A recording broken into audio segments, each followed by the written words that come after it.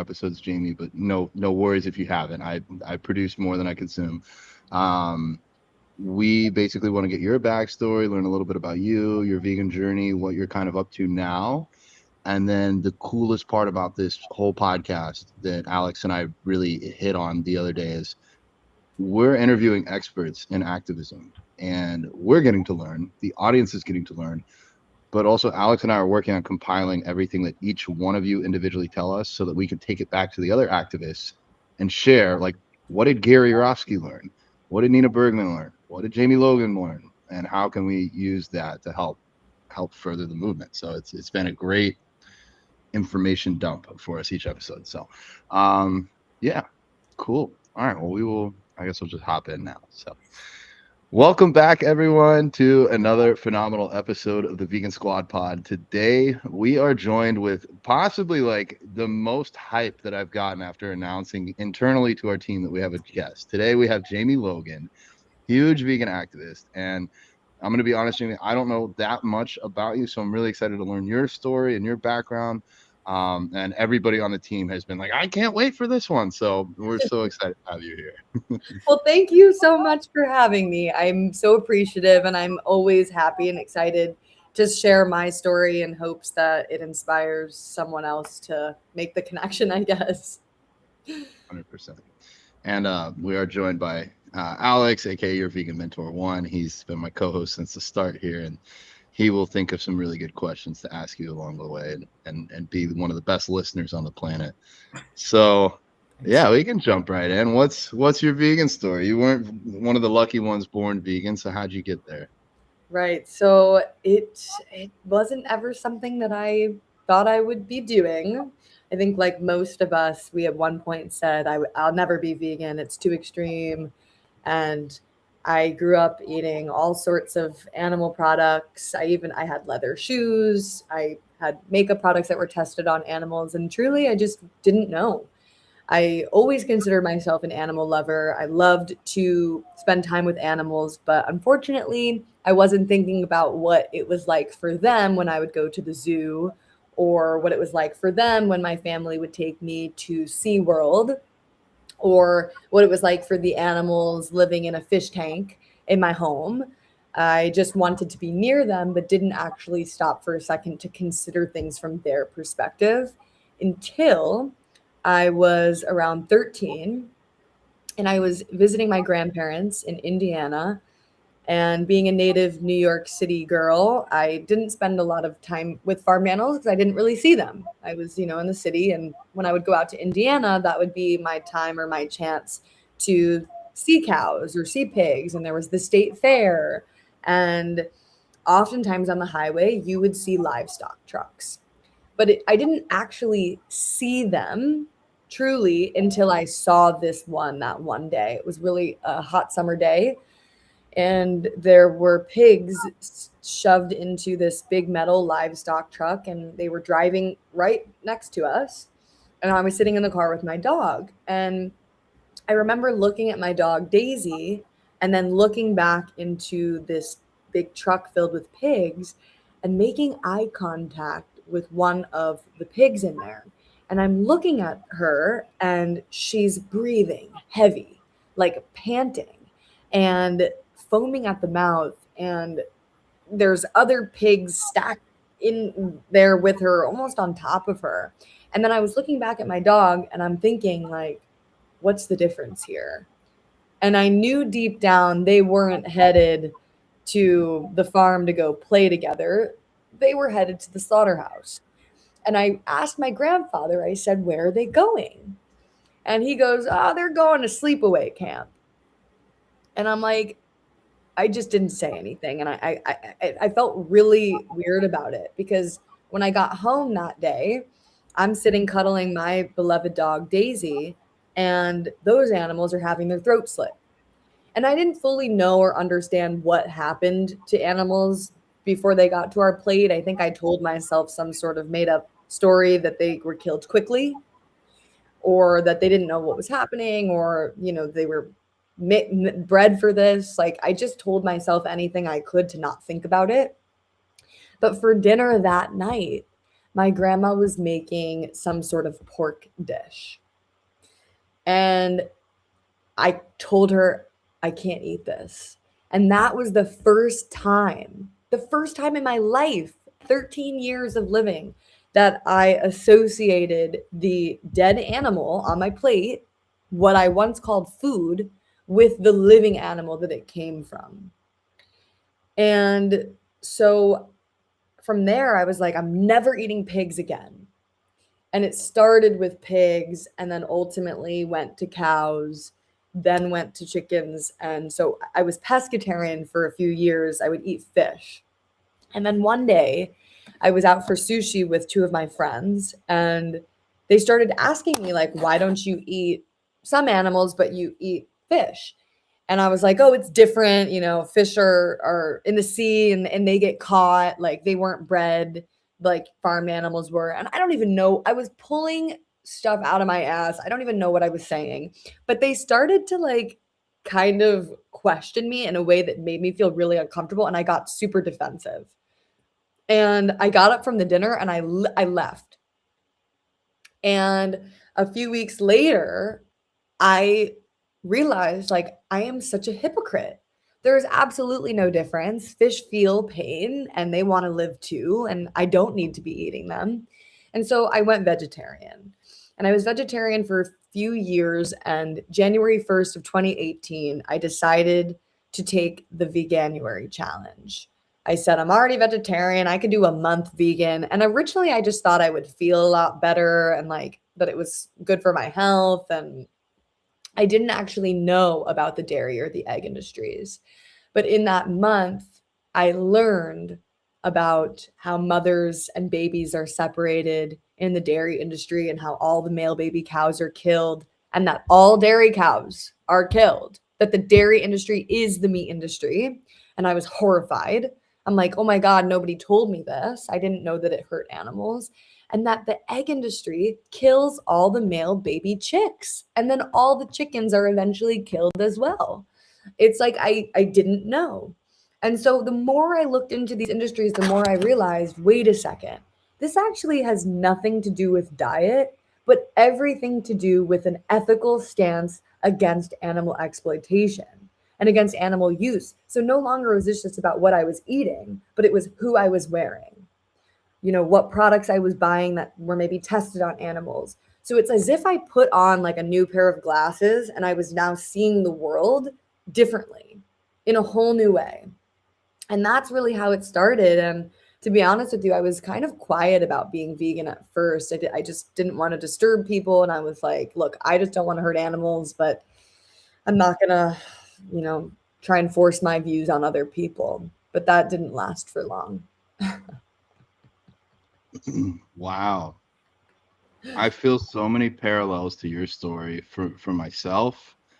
And then it just makes me wonder how many other people have gone through this exact same journey and will go through this exact same journey. And I feel like there's some people that will wake up on their own, like you, Jamie. I kind of woke up on my. I had a friend tell me that eating a hamburger was killing a cow, and that pushed me to be vegetarian at 10 years old. But same as you, I started cutting out certain animals, but I would still eat fish for a little bit, and then started to think, no, the fish need this. And so I was vegetarian for 3 years. I didn't even know vegan was a thing, and I didn't think I knew what vegetarian was until my friend told me. Like I had maybe heard the word, like there was one other kid in my preschool that was vegetarian, but like I never thought, like almost like in the same way there was a kid in my preschool that was Hindu. Like it just was like, oh, okay, that's what they do. Like not ever for once think about it. And so to wake up on your own is extremely powerful. And then to have that secondary backlash of realizing, for me, it was the same thing. Every baby male calf is killed. Every male chick is killed at the, like I want, as soon as the day I realized that at 13, I had to change. But like you, and much worse than you, I went vegan 20 years ago, and I didn't speak up about it until maybe 4 years ago. And so even you at 28 in 2018 going vegan, you've done more for veganism than I have. And it's so powerful. And that's why I wanted this podcast so other people can be inspired to do the same. Because I did not speak about it. And I guess where I'm getting long-winded now, but I feel like everybody that wakes up on their own, like me or you, and I guess Alex, we'll go into your story too. It's such a long road to getting all of the information. Whereas if we can be effective activists, we can give things that took me a decade to uncover. We can give that in a day or less. So I think it's so important that we do this work now. And I wish I had found my voice sooner. But Alex, let me allow you to chime in too, because I don't want to run the whole thing. No, you're good, dude. Yeah, I also resonate with the cutting out fish last. I feel like I went plant-based at first for the environment, and then my health benefited like within weeks of just eating like quinoa, beans, peas. Like I didn't really know what I was doing protein-wise or anything that I do now, but I did feel that difference. And then I didn't learn about the animals for like 6 months, and I still ate fish. And when you were talking about that, it kind of made me think like the key really is education, because I feel like there's just layers of working out of the matrix and speciesism. And I feel like fish in that context of speciesism, like it makes sense to let go of like chicken and meat and like beef and pork at first, because you're like that directly hurts the animal. And for some reason fish are like lesser than a cow, or they don't feel as much pain. Like at least we perceive that at first, because that's just kind of like what we've been taught, is to see them as less than. So yeah, I think it really does take like education. And it's interesting. I'm kind of pivoting to your activism story, unless you want to add anything else. But I was curious because you said that like when your friends were asking you about why you eat certain animals but not others, and you felt like the defensiveness. What made you start speaking up? And I feel like you're a really good speaker. Like any video that I watched from you, like you always handle objections really, really well, and like you always stay very grounded. So I'm curious if you're like that experience of feeling the defensiveness kind of like helps you with navigating those conversations, because you kind of know like where they're at, if that makes sense. Totally. I mean, of course I know where they're at because I was there. And my goal is not to, put people down and call them murderers and make them leave a conversation uninspired. Like my goal is to work with them and inspire them to be part of the change and say, hey, look, like we're in this together. If we want a planet to live on, if you love animals and want to help save them too, like there's something you can do about this. So when I'm speaking to someone on the street, like I try to ask a lot of questions, understand where they're at, and help guide the conversation in that way. I would say you guys probably see this too. There's the same 15 common excuses that people give. So I kind of know where they're going with it. And through practice, I have found a way to answer these common questions or excuses. And I think when you just practice and when you research and know the facts, it's like pretty easy to stay calm, cool, and collected, because honestly, like empathy's on our side, ethics are on our side, and the facts are on our side. Like I don't need to stand there and get all argumentative with someone.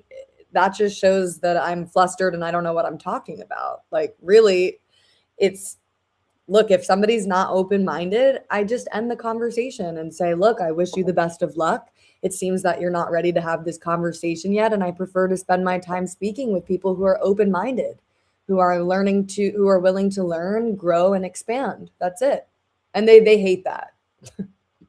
They're like, I am open-minded, and I'm like, really? It doesn't seem like it. Tell me why you think you're open-minded, Sometimes it's just a matter of ending the conversation, because in that time I could speak with, 5 other people who are like, yeah, let's actually have an engaging conversation, rather than one person who's just closed off, shut down, and wants to insult me because they don't like the color of my hair, I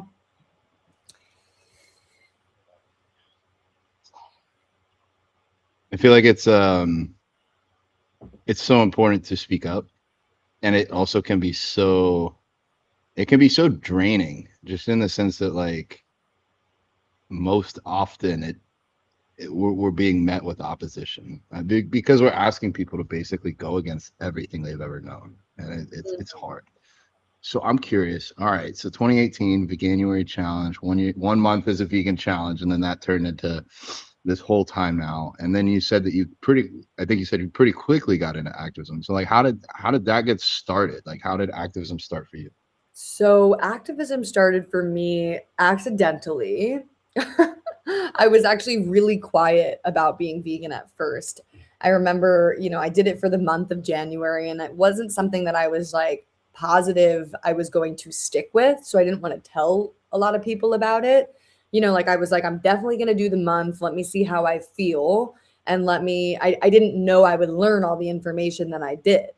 So I obviously, after the month, I felt a lot better, like just energetically. I had more energy. My skin actually was cleared up. My body felt less inflamed because I was eating a lot of dairy, being a vegetarian before. And so I think cutting out the dairy was the biggest difference. And anyway, when I learned the more information about the animals, I was just so disgusted. I was like, okay, I'm gonna be vegan. That's it. But like, I don't. I think the hardest part about being a vegan is the social pressure. And especially at first, you don't always know how to answer people's questions. And that's where you get flustered. And that's where I think sometimes the anger and emotion comes in, because you're like, don't you see what I see?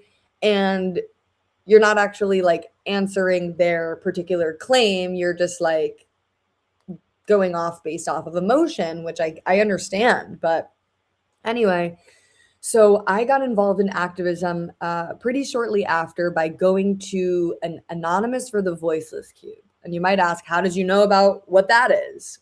Well, first, for people that don't know what an AV is, it's basically a grassroots demonstration where you hold TV screens and you show the public standard practices of what happens to animals. You take a thumb drive, you plug it into the TV screen, and you just play Earthlings. You play a video that showcases the various industries that use animals, such as the food industry, cosmetic testing, animal clothing industries, and entertainment. And so I knew about AV because my cousin Alex in California, she was a chapter leader in San Francisco. And when she found out that I was vegan, she invited me out to stay with her in California for a week or two. And we weren't close growing up because she was about 20 years older than me. And also, like, she was vegan and I was living here in New York, and we didn't like have much in common, but somehow through the grapevine, she found out that I was vegan. And you know how it is. Like when you meet another vegan, it's like instant connection.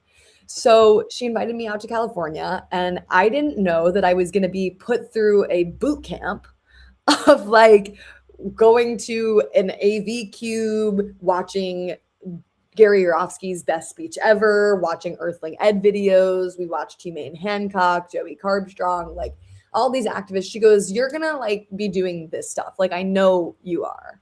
Because I was always kind of like a strong, person, but I wasn't really political. But like, I, as a New Yorker, I don't know. She saw this in me, I guess. So anyway, I'm like, all right, like, let's calm down. Like at this point, I was going to steakhouses and sitting down with people and having my side of steamed spinach.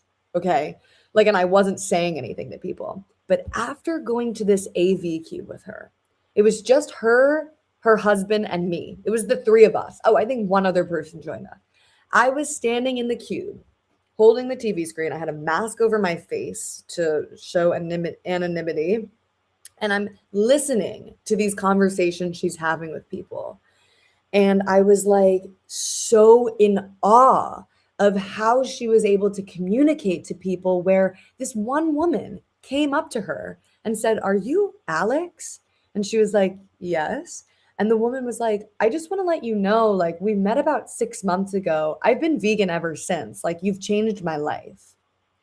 And I'm standing there in the cube. I'm like crying under the mask, and I'm standing there. I felt so empowered showing this footage. And I'm like, okay, like I can make a change. I can be a part of helping animals. So I went back to New York City, back home, and started going to AV cubes there. And from there, I met other activists who invited me to a fur protest. So I went to that. Then there was some sort of demo where we were handing out plant-based food. I went to that. Next thing you know, I'm being invited to slaughterhouse vigils. I went to my first slaughterhouse vigil.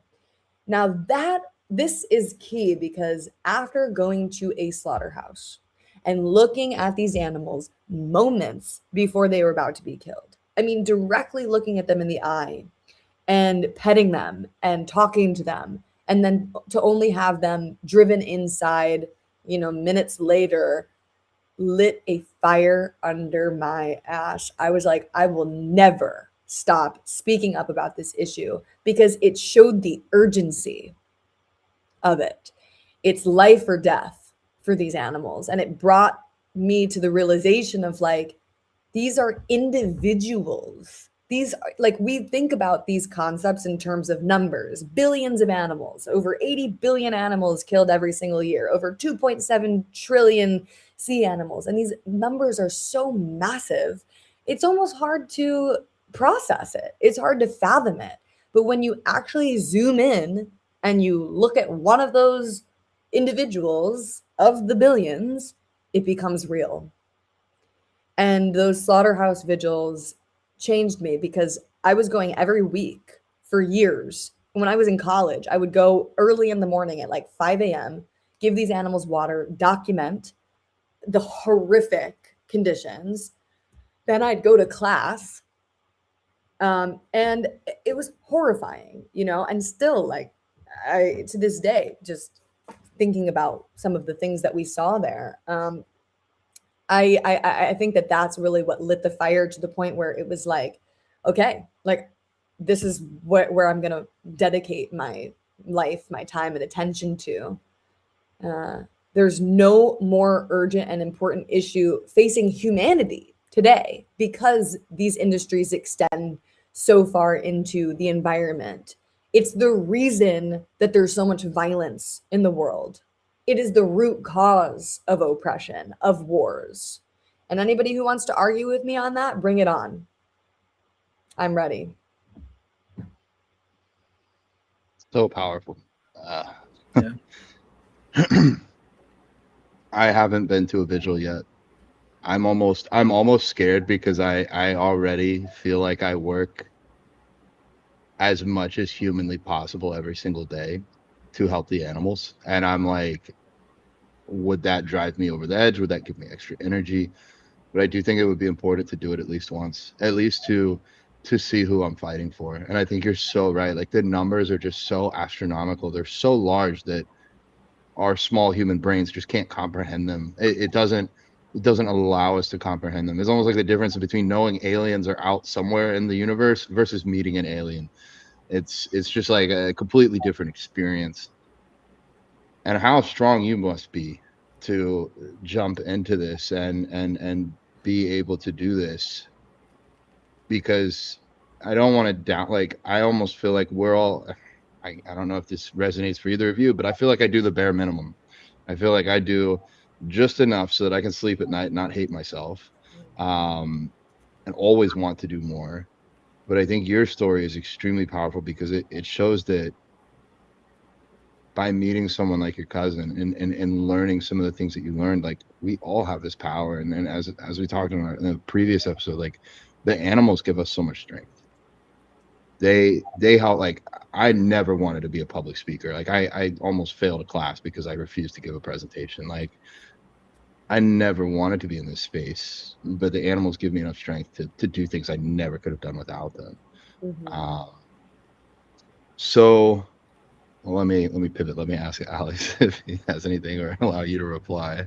No, I mean, I agree with everything John said. I think that it is extremely powerful, like the way that you have come into activism, and shout out to Alex for helping you and just giving you that that crash course on activism, and like empowering you from the moment that you connected with her, reconnected with her, and told you that you would be doing this, and kind of started that kindling that fire for you. Just showed you, like, educated you on other activists. And yeah, I have a lot of respect for you for going to vigils once a week to see the animals. And I agree. I think, like, when people say that oh, I can't make a difference, I'm just one person. Like, you can make a difference for, like, if you just envision one animal a day, you can make a difference to that animal. So I think it is really important. But yeah, go ahead. I also think it was, oh, sorry. I think absolutely you can make a difference, and never doubt the power of your voice. 100%.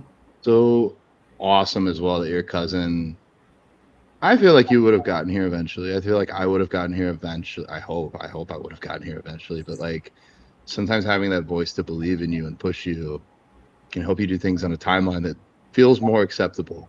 So I'm a little bit curious to know where you're at currently. I know you have 2 different Instagram pages, and you do a lot of activism there. I don't know if that's your full-time job or not. But yeah, let's catch up to like current day Jamie. What are you up to? What can people learn about you doing right now and support there?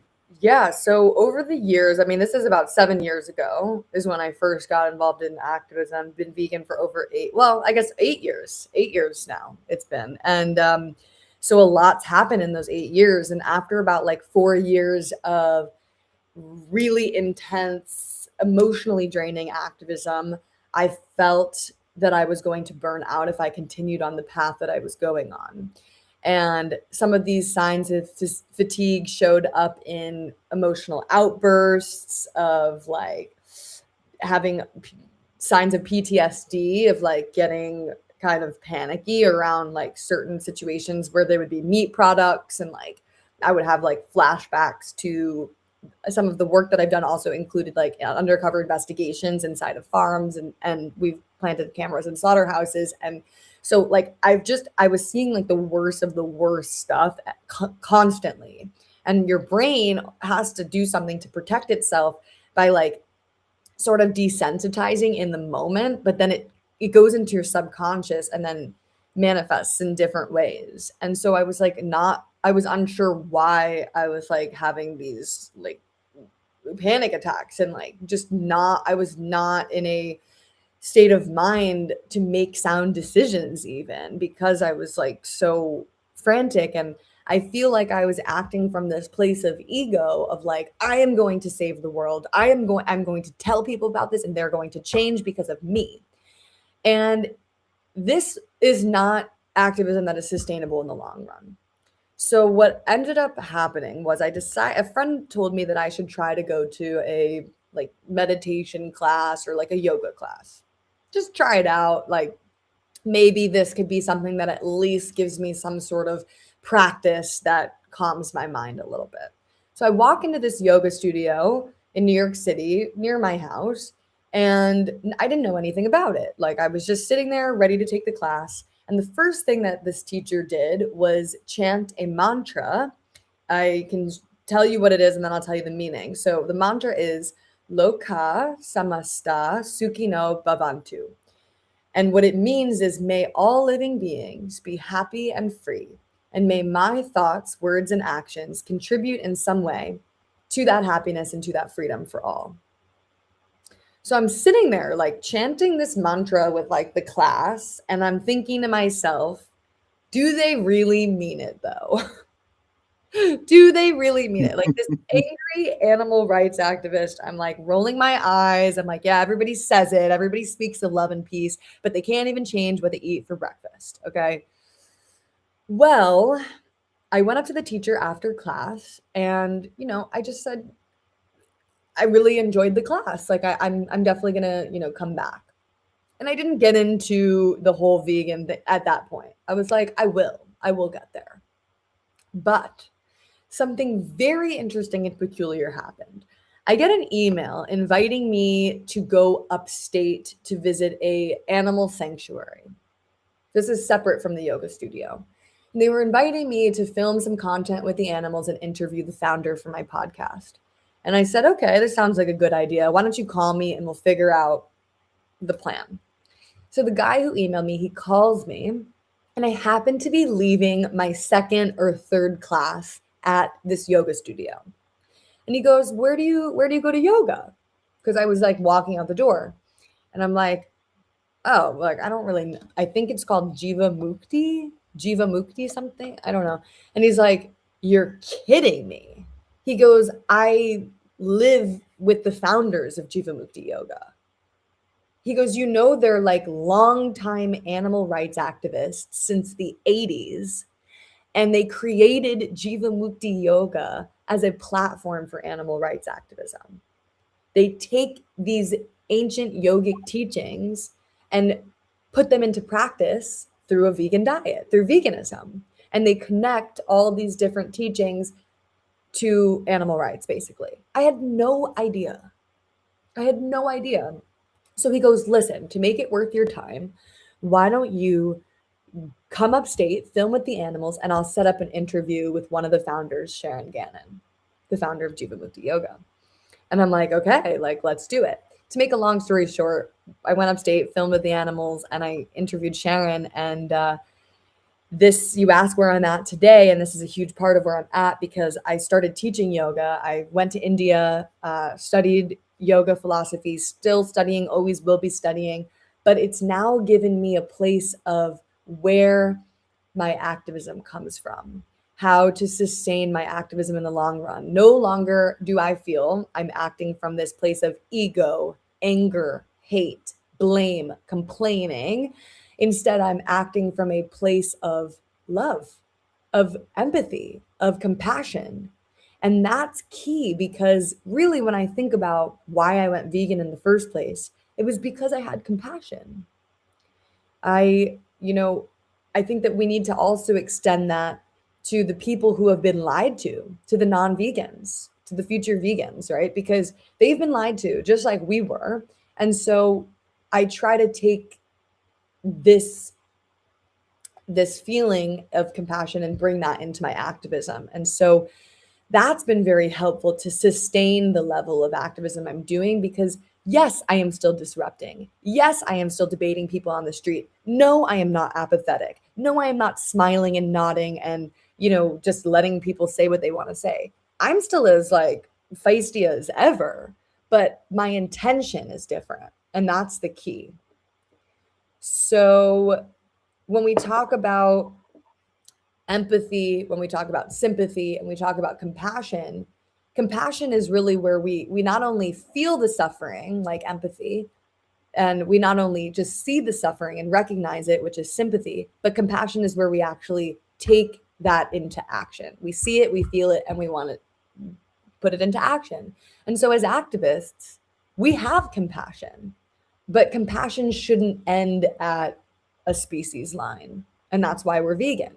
And also needs to extend into the way we carry ourselves, I think.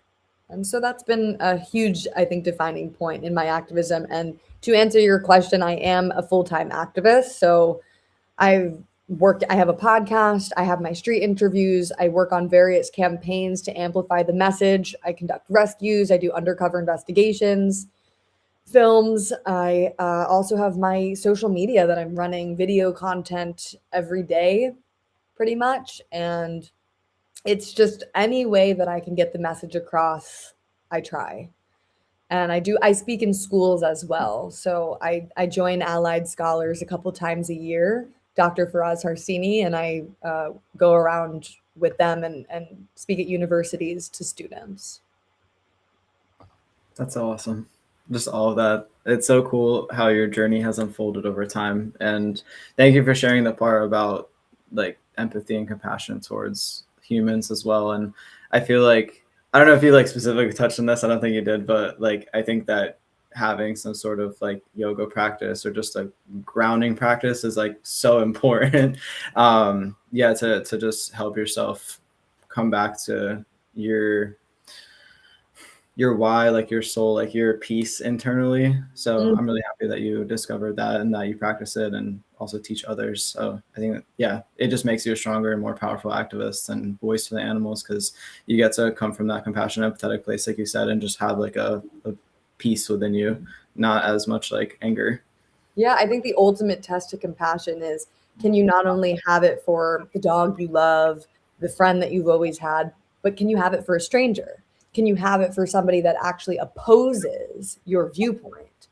That is the ultimate test. And it's challenging. It's a practice. There are some people where I feel the anger arising in me, but that's where I have to check myself and actually ask, what am I in this for? Am I in this for my own ego? Do I just want to be right? Or do I actually want to make a change here? So it's not always about being right.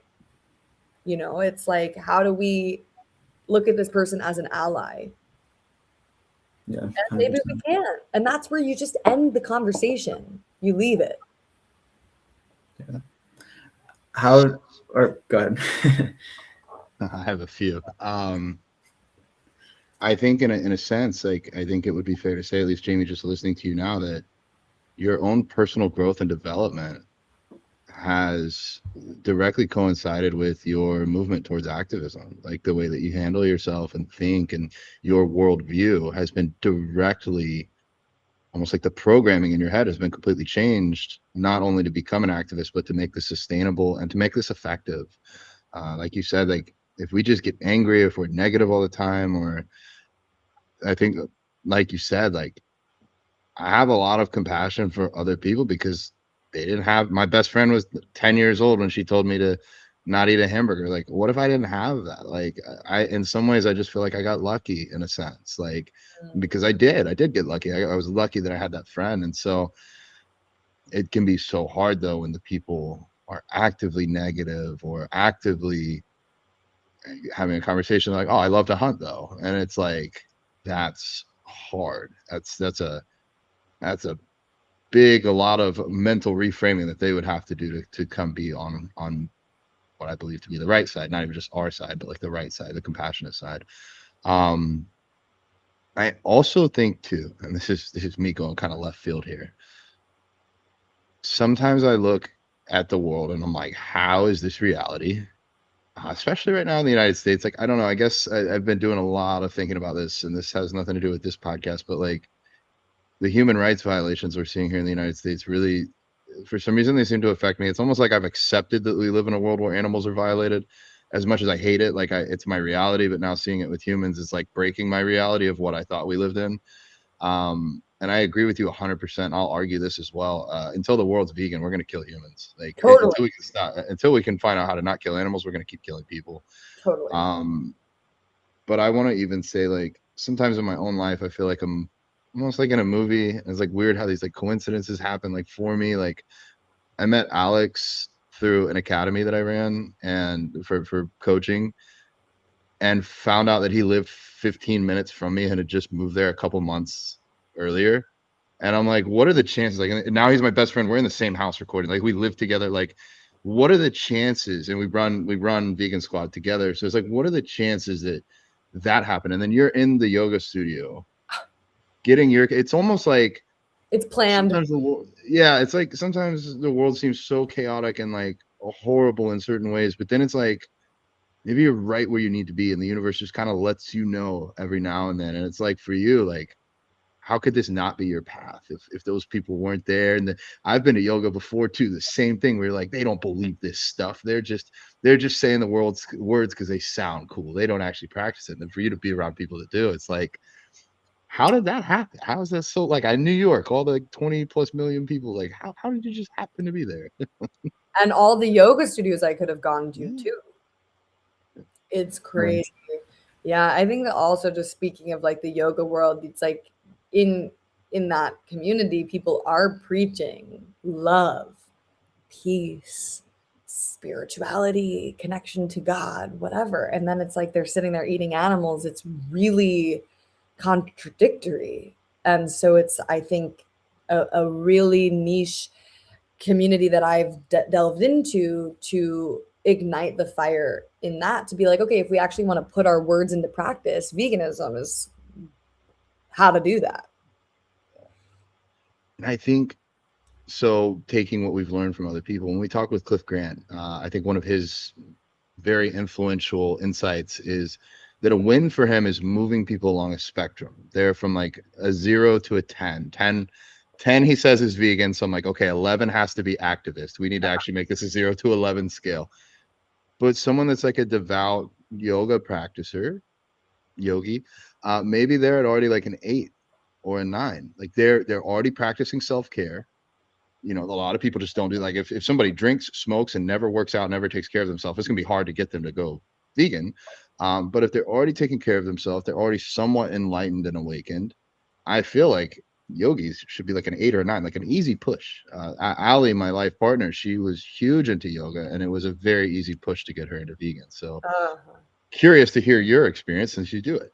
A lot of pushback that I get from the yoga community is that not only when we talk about ahimsa, this concept of non-harming, non-violence, they'll say, I need ahimsa to myself. So I need to be kind and not harm myself, and therefore I can't be vegan. That's like a very common excuse that you hear.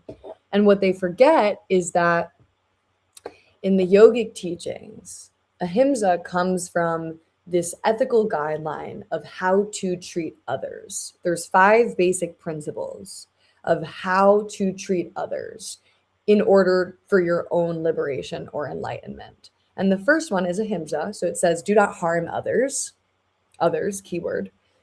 Do not lie to others, satya. Do not steal from others, asteya.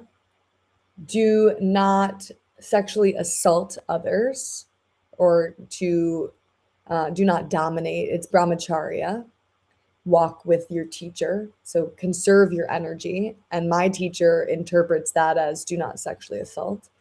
And then the 5th one is do not be greedy, aparigraha. And those are the 5 basic guidelines of how to treat others. They're called the yamas.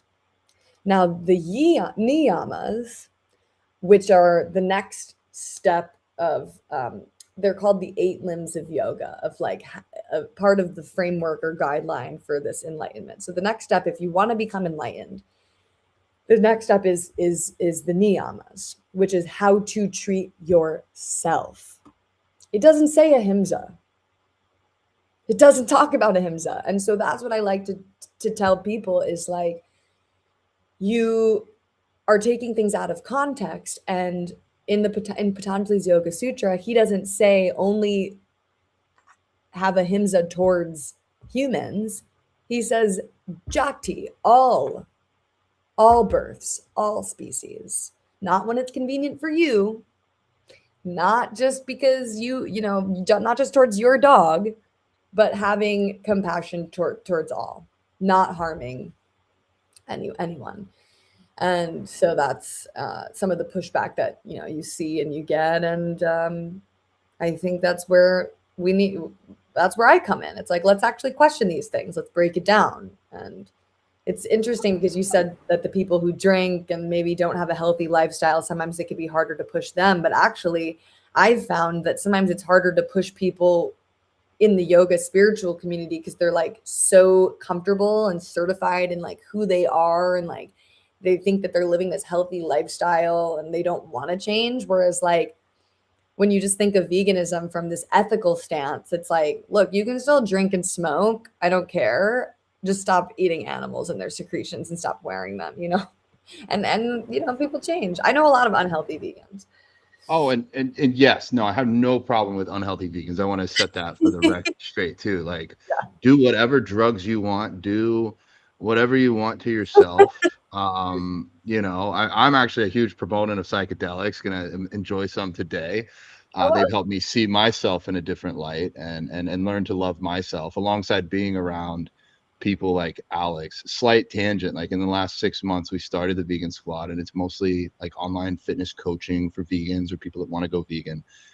Now all my closest friends are vegan coaches, and it's not just like they're like, oh, you need to eat this food. It's like, you need to talk nicely to yourself.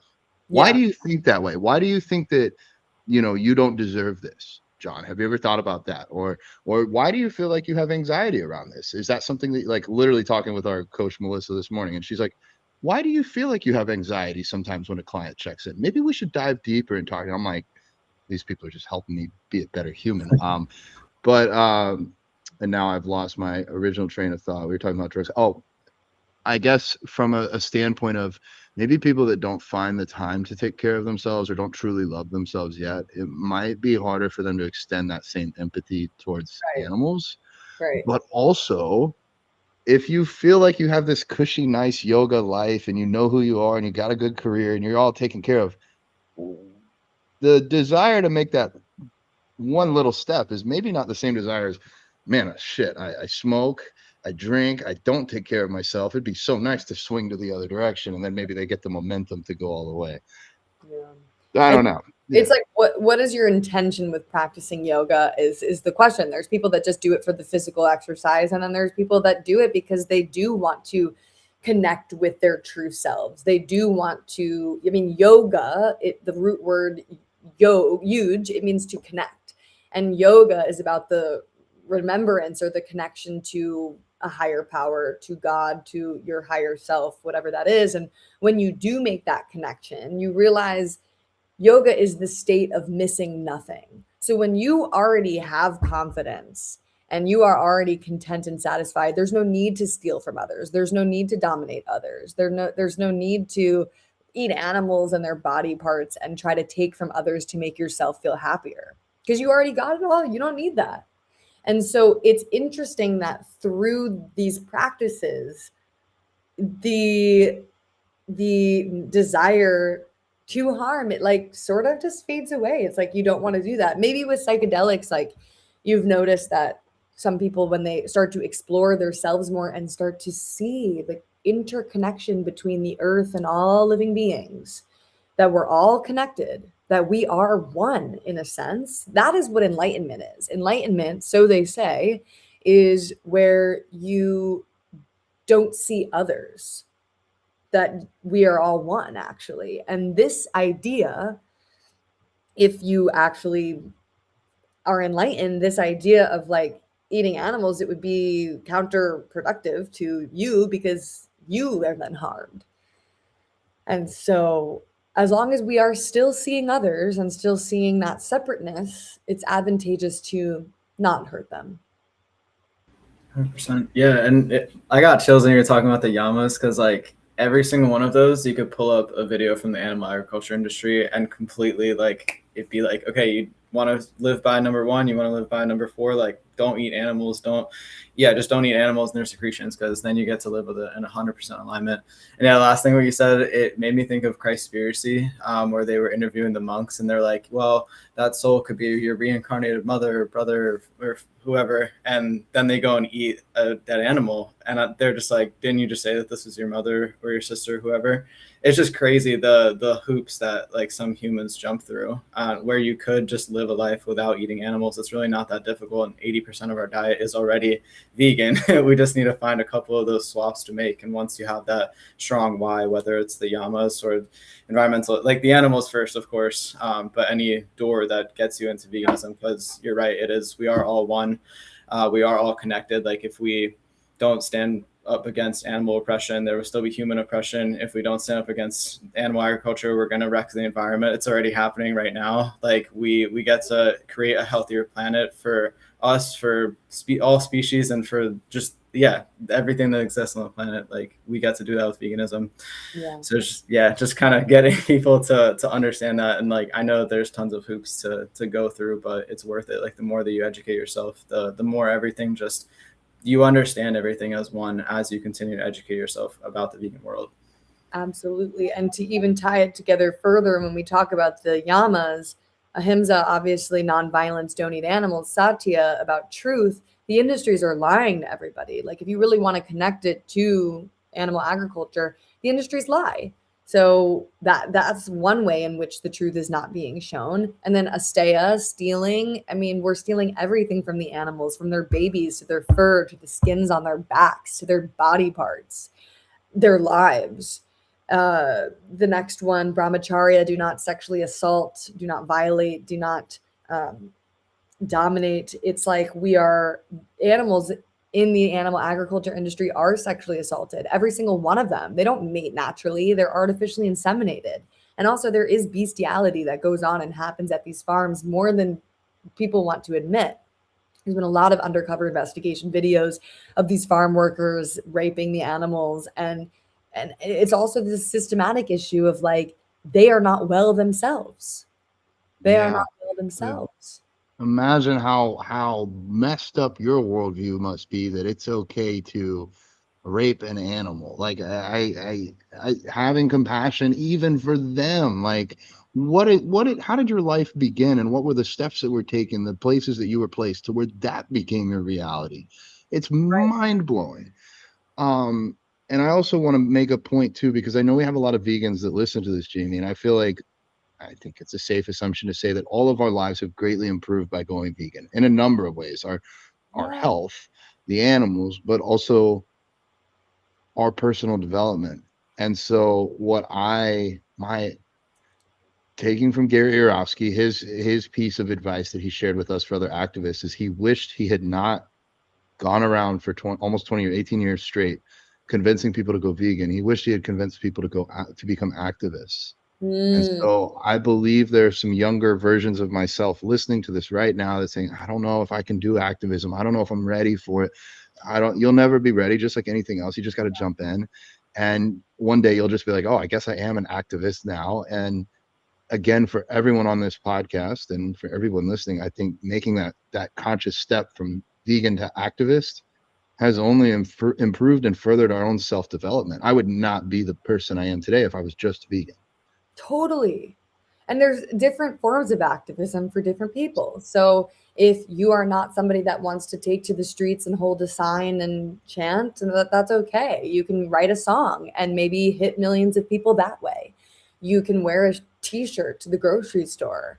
You can hand out leaflets. You can work in legislation to change laws for animals.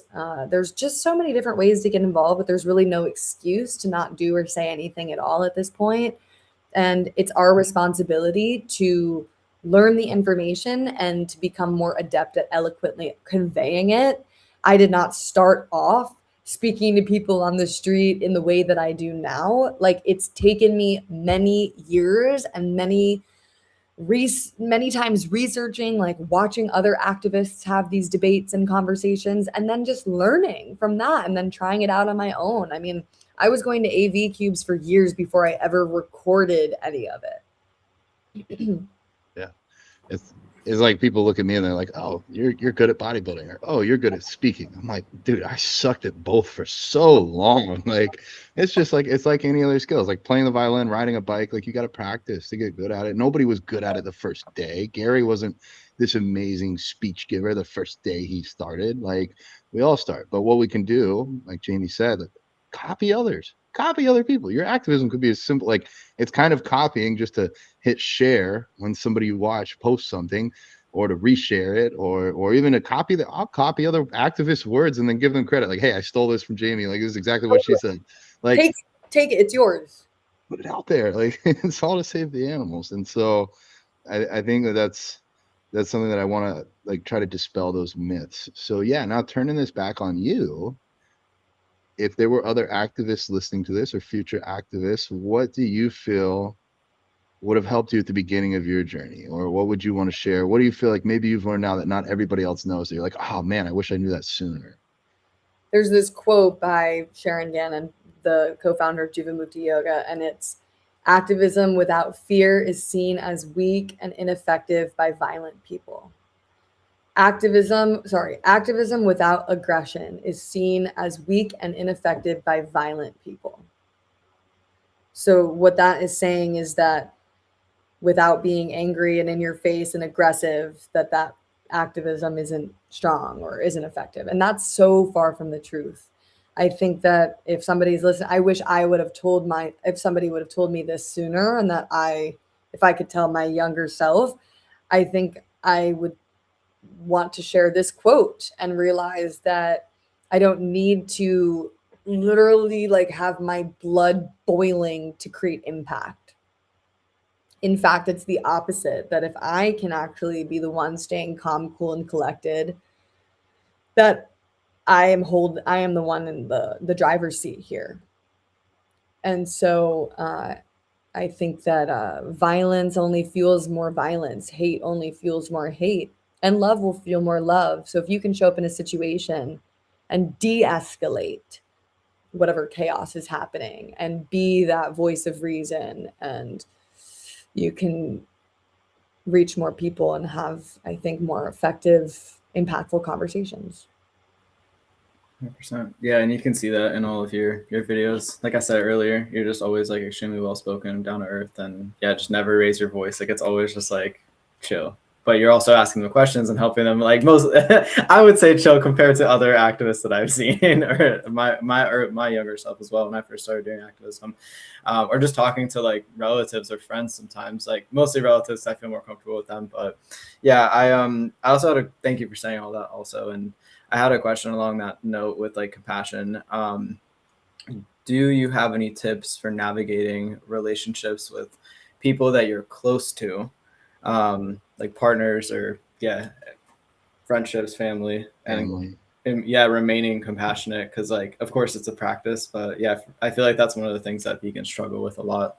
Yeah, definitely. I think family and friends and people closest to you can actually be the most challenging and really test you because they knew you before you were vegan, and like they also lack the credibility towards you. Like your parents still see you as their kid, and like, your brother and sister are like, oh, you're just my sister. What do I know? At least that's been my case. And at first when I was vegan, it was like I would get really angry at them, and we would get into fights all the time, and especially when I was going to these slaughterhouse vigils and then coming home, because I lived at my dad's house when I was in college. I would see body parts in the fridge, and it was just like really bad. And we would even have like separate times in the kitchen scheduled. Like we couldn't be together at meals or things like that. And I would say what I've learned in dealing with family members is to just kind of like keep doing your thing, keep doing activism. Like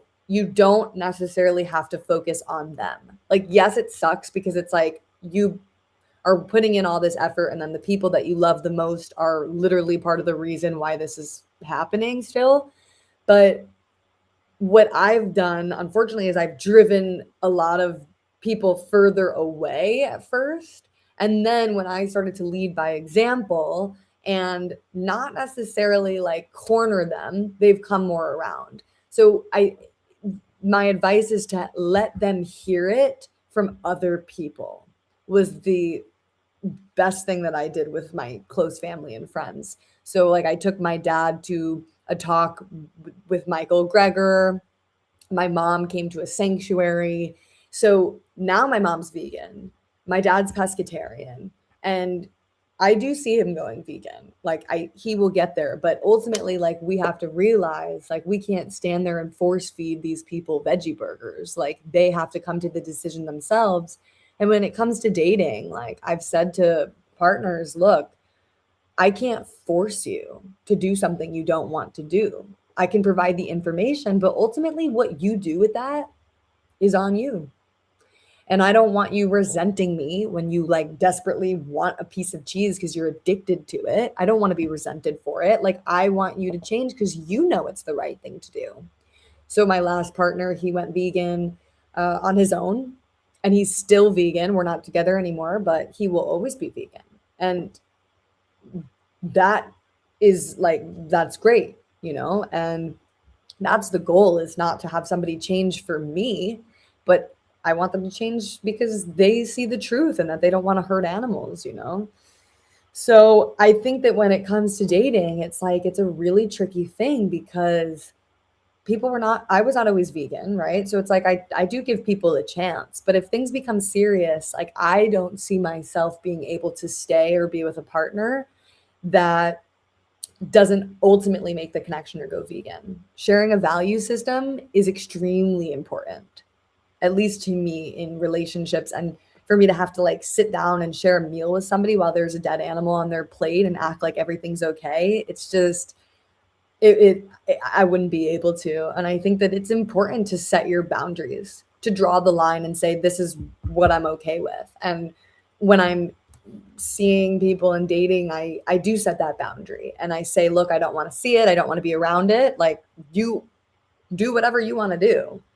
Here's why I don't want to be around it. And if that's not okay with you, then this is not going to work. Period. And I think that it shows if somebody actually respects you and values you, they will adhere by that. Yeah, and take the time to learn too, and Totally.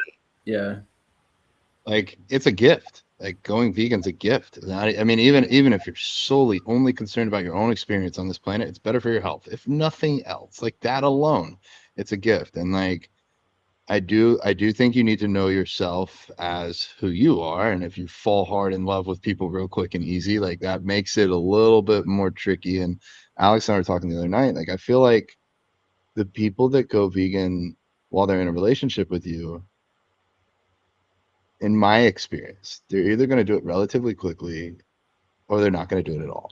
I've been vegan for 20 years. I've had 7 relationships go over a year. I've had one relationship where they were a vegetarian when I met them. They never went vegan. Still not vegan. 20 years later.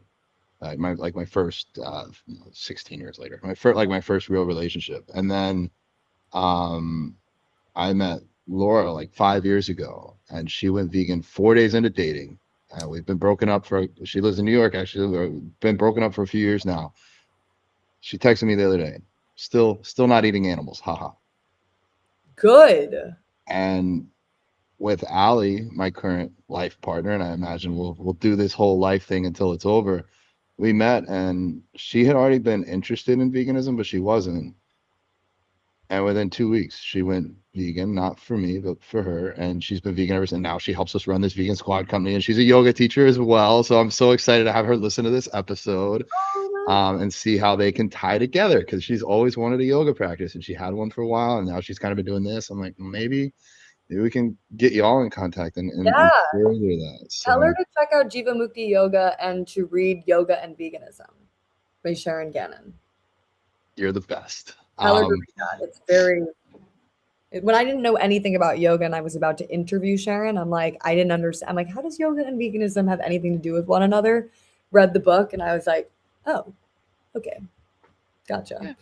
that's cool that there's like a spiritual and veganism intersect book out there. I feel like that's kind of like what we were talking about before, like how we are all one. I feel like there's a lot of people who are spiritual out there, like we've been talking about, that aren't vegan yet, but they do like feel energy and want to create a good space around them and within them, but they're not vegan. And I think one of the things with like one of the lessons I learned throughout my vegan journey was when we don't eat animals, like we're not ingesting their fear and suffering. When we eat them, we're ingesting plants which are living and have life within them. So it's just like another kind of I guess I don't know if hypocritical moment for people, but I think people just don't know. So so it's cool that there's like a book about spirituality and veganism out there too. That's awesome.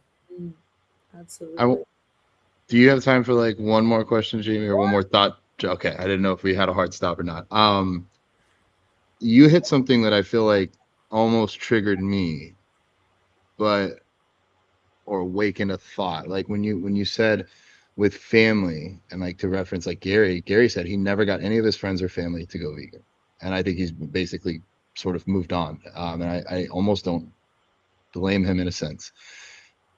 I also feel like I was such a closeted vegan, if you will, for so long, like even lying to myself and other people, like, oh, I don't care if you eat meat in front of me, thinking if I was the nice, I think it's almost in some ways how we teach women to like be quiet and just be accepting of everything, and like just be quiet and pretty, like just do that. Like I thought that if I was nice enough that they would change. And so I think that what I would want to hear younger me is like, there's a line between yelling at people at every meal and never saying anything versus practicing what you preach. And occasionally, I love the way you brought it. I think this is for me like the biggest inspiration from this episode is not to be the messenger myself, but to put them in front of other messengers. That is so next level. That's one of the things that we'll tell all the other activists or all the future activists. Like that's so smart. You know what actually happened to my dad, where I think the first time he understood why I was the way I was he came to a march that I organized, National Animal Rights Day, and he sees all these people, like over 100 people with signs and speeches, and it was this great march. And he leaves the march, and that night he was going to dinner at one of his cousin's houses. And the cousin grilled up these like huge steaks. And my dad and his girlfriend are looking at each other like, we don't want to eat this. Like, we can't eat this. And so they didn't eat it. And his cousin was like, why aren't you eating? Like, she was offended. And my dad was like, if we're being honest, we just came from one of Jamie's demos, and like, we can't eat that right now. And he hasn't talked to this cousin since. And I said to him, welcome to my world, Dad. This is what it's like. You finally understand veganism. Like, all these years of you and the family, like, shunning me and, whatever. My dad was always supportive and made sure that there was food for me. But like, there were meals like where I would get up and leave and stuff and feel this uncomfortableness. I said, you finally got a taste of it. And so that was like one of the first times where I was like, okay, like, now he sort of gets it. And it's really a matter of, it's this difference of when somebody feels like the message has been forced on them as opposed to them coming to it themselves. It's a lot more effective when they are then having to defend veganism, or when they are then placed in it and they think they came to it themselves. And it's like, okay, you can have it. You can have this one, Dad. Well, had you not organized that whole march and all of that, it might not have happened. But I think that's so like next, like it's it's almost like in business or in bodybuilding, like a lot of these secrets that I've learned along the way have been out there. And it's like, if we can speed up how we learn them and then share them, like what we're doing here, like share. Yeah. Don't try and convince your family and friends. Try and have somebody else convince them. Like in a situation where their defenses aren't raised, then they're going to be more receptive. And so, totally. so powerful. Did you have anything else, Alex? No. No, all thanks. right. Well, I just appreciate you sharing that. I can see where I didn't pick the right path with some of the relationships in my past with trying to help people go vegan. Yeah, I think in some situations they just weren't even open to like watching a documentary. So I was like, all right, I guess we won't. I don't really know what to do there except for talk about it. But then, yeah, I think it's just kind of like picking and choosing and, trying to offer as much as you can. But if they're unreceptive, like you said in the beginning, like if you're talking to somebody that's not going to be receptive, like just don't give them their time.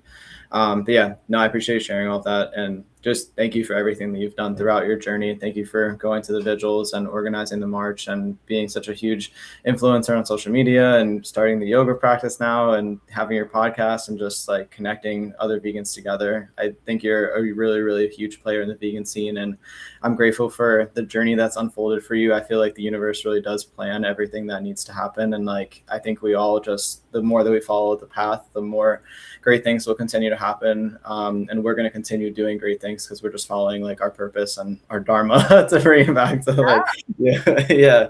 So I'm excited to see where your dharma takes you. And it's really cool that we got to meet you today, and just grateful that there's another badass activist out there. I'm excited to keep showing people the way how to go vegan. Wow. Thank you guys both so much. I'm honored and feels like I've known you for longer than just this past hour. It's like when you're vegan, you're like, oh yeah, like I know them. For real. For the opportunity. For sure. Thank you, Jamie. It's been an honor to meet you, and I feel like one day there will be an uprising or a revolution when we get like 40% of the population vegan. If we all grab guns, we could convince the rest, at least in the short term. But I know that's maybe not your way of doing it. But seriously, for you, in just a few years, you've done so much growth on yourself and so much for the world and so much for the animals. And I hope you take time to realize that and give yourself some credit there. And also, this is just the beginning. We got the rest of our lives to do this. And I'm so honored to get to do this alongside people like you. And I wish I woke up into activism a little earlier. And I think that people listening to your message will find their footing and their way a little bit faster. So thank you for being who you are, and keep it up. And you got some friends here if we can ever do anything for you. We got this. We got this. We're not going to stop until there's change. So thank you both. Oh, yeah. Everybody be sure to follow her. We'll put her links below. Give her a follow, share her stuff. That could be your first step to activism. True.